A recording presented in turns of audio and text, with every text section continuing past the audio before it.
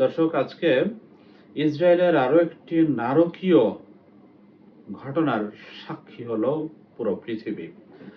আজকে বিদেশি কূটনীতিক দলকে লক্ষ্য করে গুলি চালানোর মতো ন্যাক্কারজনক ঘটনা ঘটিয়েছে ইসরায়েলের বাহিনী।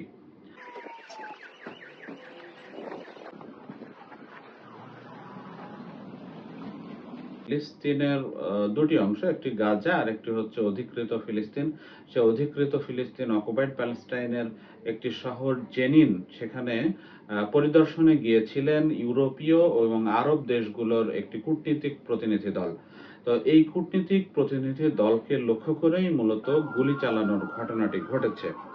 আজকে কূটনীতিক প্রতিনিধি দলে ইউরোপীয় ইউনিয়ন, যুক্তরাজ্য, মিশর, জর্ডান, চীন, রাশিয়া, জাপান সহ ৩৫ জনের একটি দল ছিল এবং এই দলে যে বিভিন্ন কূটনীতিকরা গিয়েছিলেন মূলত পরিস্থিতি দেখার জন্য।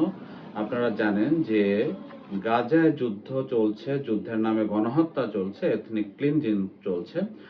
আর দীর্ঘদিন ধরে বলতে প্রায় ৭৭ বছর ধরে পশ্চিম তীরে দখল চলছে, অন্যায়ভাবে ফিলিস্তিনিদের ঘরবাড়ি গুড়িয়ে দেওয়া চলছে, অন্যায়ভাবে ফিলিস্তিনিদের উপরে নির্যাতন নিপীড়ন চলছে, তাদের বাগান নষ্ট করে দখল করে নেওয়া হচ্ছে, তো নতুন করে বসতি স্থাপন হচ্ছে। এইসব নানান ধরনের অভিযোগ পুরো দশকের পর দশক, বছরের পর বছর জুড়ে চলে আসছে।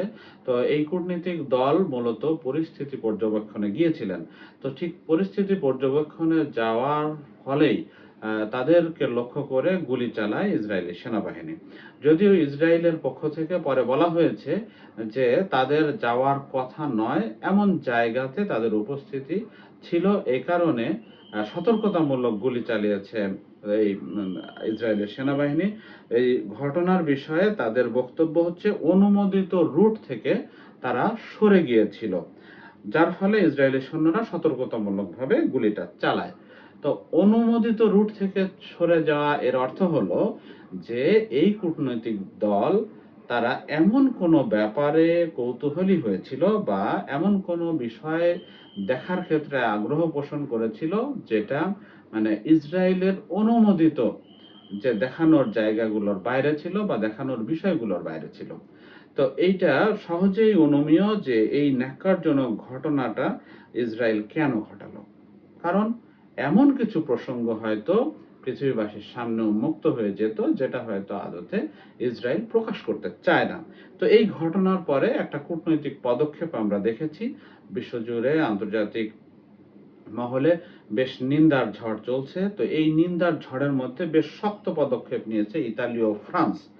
ইতালি এবং ফ্রান্স, তারা দুটি দেশই সেই দেশের ইসরায়েলি দূতাবাসের রাষ্ট্রদূতকে তলব করেছে এবং এ ব্যাপারে তাদের ক্ষোভের কথা বা প্রতিবাদের কথা জানিয়েছে। আবার ইয়াতে যদি আমরা ফ্রান্সের কথা চিন্তা করি, তো ফ্রান্স তো রীতিমতো এক কাঠি সরেস। তারা এই রাষ্ট্রদূতের কাছ থেকে ঘটনার ব্যাখ্যা চেয়েছে যে এই ঘটনার যৌক্তিক কারণ তোমরা জানাও।